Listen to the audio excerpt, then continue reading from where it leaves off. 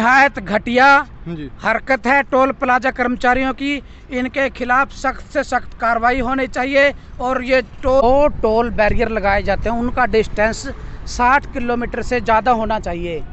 ये toll barrier 35 kilometre के आसपास दूसरा सैनी माजरा चेक कर लो। तो फिर आप रॉन्ग साइड थे, उस रॉन्ग साइड में तो मशीन लगानी पड़ेगी सर हमें। नहीं रॉन्ग साइड में आपके लड़के खड़े हैं। वो 1 महीना से यहाँ पर जो मेडिसिन की दवाइयाँ वगैरह जो भी ट्रीटमेंट होना होता है वो यहाँ पर नहीं है। तो आप बने रहिए आप हमारे साथ, इसकी तह तक आज हम जाएंगे कि इनके पास क्या कुछ कमियाँ हैं। तो मैं मंजीत जीत न्यूज पर आप सभी का स्वागत करता हूँ। और आज हम पेहेवा से अम्बाड़ा कैथल रोड पर मौजूद हैं, जो टोल प्लाजा है वहाँ पर खड़े हैं। और कल का एक टोल प्लाजा का एक वीडियो वायरल हो रहा है जहाँ पर एक कैंसर पीड़ित महिला थी गाड़ी के अंदर और उसको यहाँ पर रोका गया। और पहली तो बात जो कैंसर पीड़ित महिला है उससे टोल वसूला गया यहाँ पर। और दूसरी बात उसको यहाँ पर रोक करके रखा।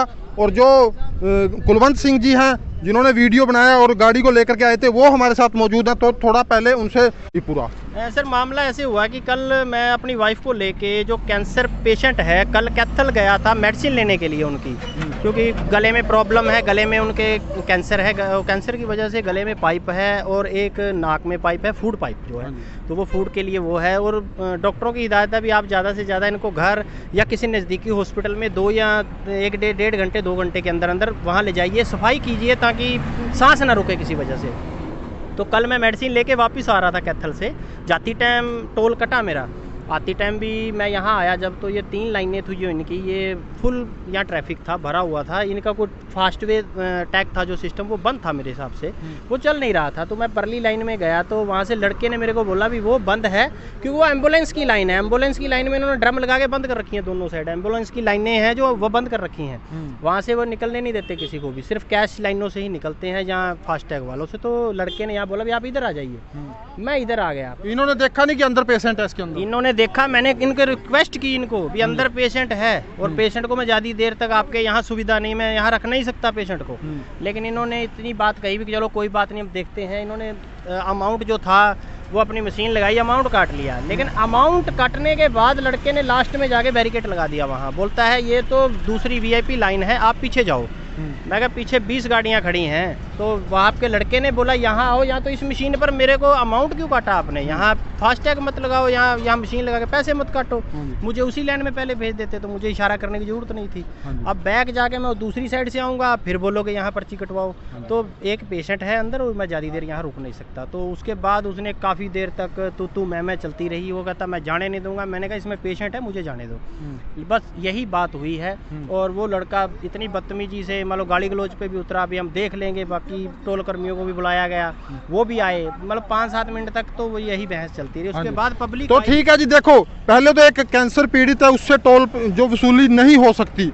और दूसरी बात ये एक सवाल उठता है कि एक जो मरीज होता है और एक VIP होता है, VIP के लिए रास्ता खोल करके रखते हैं। अगर कोई इस प्रकार का पेशेंट आ जाता है, इनका कहना है कि उसको 2 घंटे से ज़्यादा बाहर नहीं रखा जा सकता, किसी सड़क पर नहीं रखा जा सकता। तो उसको जो ट्रीटमेंट है वो करना होता है बहुत ज़रूरी। तो ये इस प्रकार का मामला है। और जो यहाँ के मैनेजर साहब हैं तो उन, हाँ जी मैनेजर हो जी आप यहाँ? हाँ जी। तो ये मामला है जी, कल यहाँ पर एक कैंसर पीड़ित महिला को रोका गया कि, तो क्या पूरा मामला था वो? कल 5:30 बजे की बात है, रॉन्ग साइड गाड़ी आई जो कि उस साइड से जाने का रास्ता था, उसका इस साइड से गई। वहाँ पे जाने के बाद रोकने के बाद उसको पूछताछ करी 2-3 मिनट तक। उसके पीछे 3-4 गाड़ी और ऑटोमेटिक आ गई। वो रॉन्ग साइड देख के उसकी गाड़ी को देख के 3-4 गाड़ी उसके पीछे आई, उसको रोका, 2-3 मिनट तक उससे बातचीत करी। उसने बताया मेरे साथ कैंसर पीड़ित है, मैं उसको छोड़ दिया। नहीं, उसके वीडियो के अंदर काफी टाइम तक उसमें बहस चलती रही। हमारे पास CCTV कैमरे है, रिकॉर्डिंग है, सब कुछ है। और इन्होंने पहले ही बताया था कि कैंसर पीड़ित है। पहले तो आप ये बताइए कि जो कैंसर पीड़ित है क्या उनका टोल टैक्स? टोल फ्री आएगा फिर, लेकिन VIP लाइन में जाओ ना, रॉन्ग साइड जाने नहीं, VIP लाइन से जाने से पहले ही उसका टोल वसूल कर लिया गया था। कहाँ कर लिया गया? जाके जी फास्टैग से। हाँ जी जी, गाड़ी पे आपने पहले गाड़ी पे फास्टैग लगा होगा तो ऑटोमेटिक कटेगा, हम नहीं काटेंगे, रीडर लगे हुए स्कैन करेंगे उसको, हम नहीं काटेंगे। तो फिर क्या यहाँ पर फास्टैग कल बंद था, मशीन से कटा है, वो आप CCTV में चेक कर लो। तो फिर आप रॉन्ग साइड थे, उस रॉन्ग साइड में तो मशीन लगानी पड़ेगी सर हमें। नहीं नहीं, रॉन्ग साइड में आपके लड़के खड़े हैं, वो इशारा करते हैं आओ, हमें नहीं पता, हमें नहीं पता कौन कहता है कौन नहीं। यहाँ बैरियर लगा हुआ है रॉन्ग साइड में, वो लेके जाते हैं। इसमें सख्त से सख्त कार्रवाई करी जाए। मैं बता हाँ जी हाँ जी। और हमारे हाँ जी क्या कुछ कहना है जी इसके मामले में? ये एक निहायत घटिया जी हरकत है टोल प्लाजा कर्मचारियों की। इनके खिलाफ सख्त से सख्त कार्रवाई होनी चाहिए और ये टोल प्लाजा का यहाँ का इनका ठेका रद्द कर देना चाहिए, क्योंकि ऐसे मरीज के साथ, कैंसर मरीज के साथ जो घिनौनी हरकत की गई है, ये हरकत बिल्कुल बर्दाश्त नहीं है। यदि ये ऐसा नहीं करेंगे तो पूरी की पूरी प्रेस एसोसिएशन और हरियाणा भर के पत्रकार इनके खिलाफ एक आंदोलन चलाएंगे और इस टोल प्लाजा को यहाँ से उखेड़ के फेंक देंगे। एक ये जो बात आती रहती है, जैसे ये गांव थाना है और पेहेवा हल्का के लोगों को या प्रेस मीडिया को किसी प्रकार का भी इसमें अंदर छूट देते हैं जी?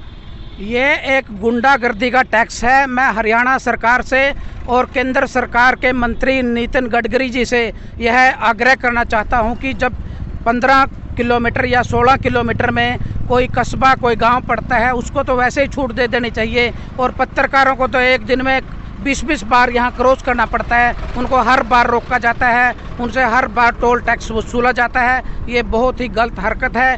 इन लोगों के खिलाफ सख्त से सख्त कार्रवाई होनी चाहिए। तो ये देख सकते हो जी, पेहेवा हल्के के एरिया के अंदर एक उस साइड में टोल बैरियर लगा दिया है और एक दूसरी साइड में 40 किलोमीटर के एरिया के अंदर इस प्रकार के टोल बैरियर लगे हुए हैं। तो ये इसके बारे में सरकार को सोचना चाहिए कि एक ही हल्के के लोगों को दोनों, अगर पेहेवा से कहीं पर भी बाहर निकलना पड़ता है तो उनको इस प्रकार की वसूली अपना जो टोल की जो देना पड़ता है। तो आप लोगों का इसके बारे में क्या कहना है, तो वो आप भी अपनी राय भी कमेंट बॉक्स में लिखें और इस वीडियो को ज़्यादा से ज़्यादा शेयर करें, क्योंकि ये आम जन की समस्या। हाँ जी, आप हाँ जी क्या कहना? नियमानुसार इसमें एक गलती और की गई है, क्योंकि जब 2 टोल बैरियर लगाए जाते हैं उनका डिस्टेंस 60 किलोमीटर से ज़्यादा होना चाहिए।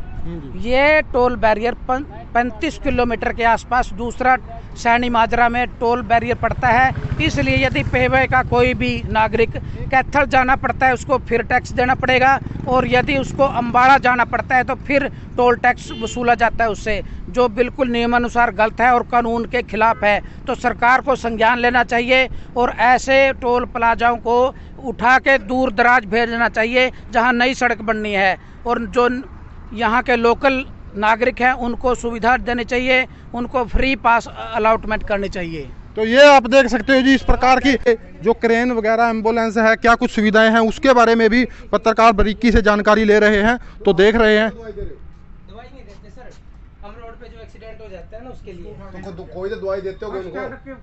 फर्स्ट एड उनको मतलब सिटी सेंटर पे लेके जाते हैं, दवाई कोई नहीं देते, दवाई नहीं देते। आप थोड़ा आगे आ जाइए, बाहर आ जाइए, और थोड़ा आगे की तरफ आओ। अगर कोई क्या दवाई पेशेंट है उपलब्ध है यहाँ जिसकी पे? हाँ जी। तो उसमें ट्यूब है, गले में है, आपका पास सक्शन थिएटर कोई ऐसा है भी सक्षम कर सकते हो आप? आपके पास कोई एनएस की बोतल या कोई पाइप वगैरह ऐसा है? कहाँ है, हमें दिखाइए। अंदर रखा है। अंदर रखा है। ट्रीटमेंट कौन करता है उसका? ट्रीटमेंट सिटी सेंटर लेके जाते हैं सर। अगर यहाँ पर कोई दिक्कत हो जाती है तो उसको फिर यहाँ पर है आपके पास कोई सुविधा सी? वेंटिलेटर है ऑक्सीजन के लिए बस यहाँ पे। हाँ जी। ऑक्सीजन का सिलेंडर कहाँ पे है? तो ये आप देख सकते हो, इनके पास अपनी सुविधाएं पूरी नहीं हैं और हमें और लोगों को ये अपने रूल बताते हैं। तो हाँ जी, ये नोट की जाए इसकी। हाँ जी हाँ जी, कहाँ है सिलेंडर?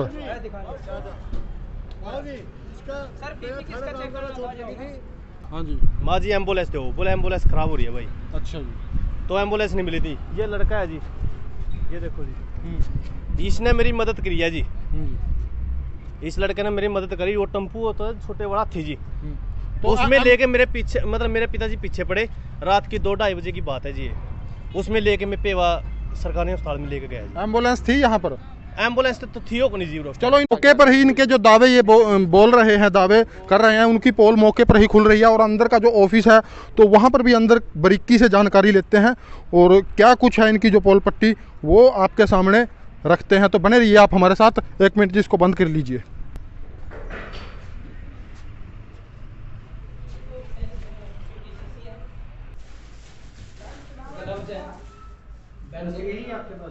हाँ, उसको को क्लीन करने के लिए भी जरूरत होती है। कोई भी मेडिसिन नहीं आपका, दवाई या कुछ भी नहीं है? मेडिसिन नहीं है। भाई साहब मैं आपको एक बात बता दूं, इससे आप ट्यूब को साफ नहीं कर सकते किसी हालत में भी। ट्यूब के नीचे गले में जो होता है सक्शन मशीन, आपके पास सक्शन मशीन है? सक्शन मशीन नहीं है आपके पास। क्यों नहीं आपके पास? नहीं है तो आप सिर्फ एक 60 ml की सिरिंज से पाइप कैसे साफ कर सकते हो? मुझे ये बता दो, मुझे पाइप साफ करके बता देना। मैं बताता हूँ आपको। हाँ बताओ।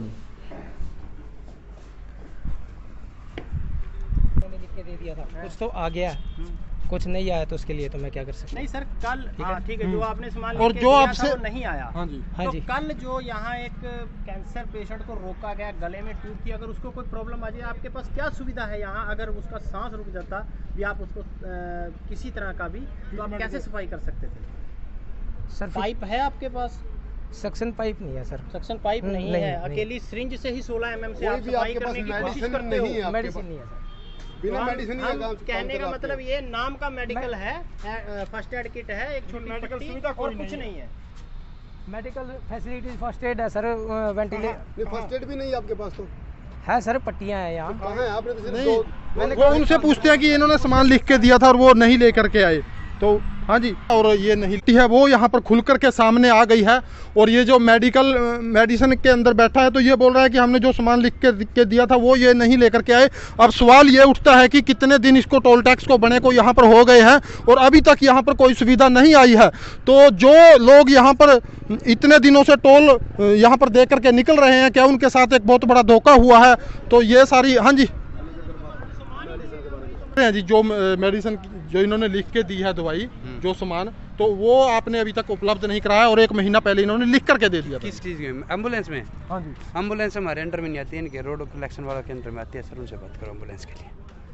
हाँ जी। हाँ जी, एम्बुलेंस ये किट है, इसमें सब कुछ है जो। हाँ जी, तो वो जब, तो ये देख सकते हो मैनेजर साहब बोल रहे हैं कि हमारे अंडर में ये चीज़ नहीं आती, एम्बुलेंस वाली चीज़। वो खड़े हैं अंदर, वो कौन है, किसके अंडर में है जी?